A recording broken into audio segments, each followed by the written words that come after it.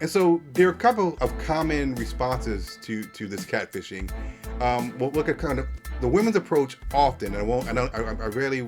I'm hesitant to say things are always something, or trying to use kind of these broad categorizations. But a lot of women will still go on a date with a man. So even if the man pretended to be something that he's not, a lot of women will see it as an opportunity just to get a free meal. So they have no interest in the individual, no desire for it to be anything more than that first date, but they'll still go on a date because it's a free meal.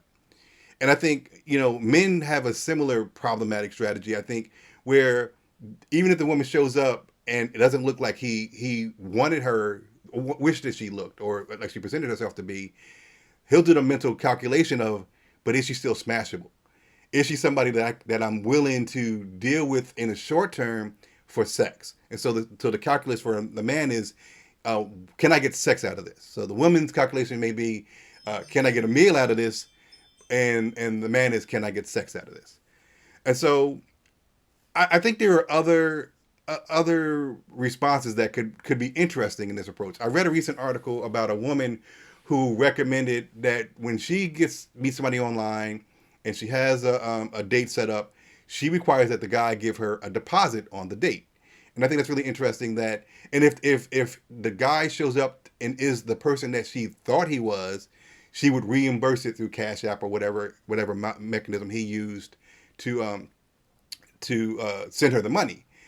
The problem also part of this, she also says though she makes it dependent upon whether he looks like he said he looked and whether she has a good time, which is extremely um, subjective because it could be not be a good time because of her. So I think it's a little jacked up.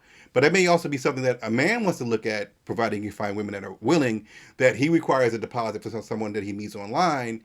And if she looks like she portrayed herself to look on her profile, then he refunds her the money. So I think that's kind of interesting spin on it in terms of how it could be or how responses could be for this whole catfishing 2.0.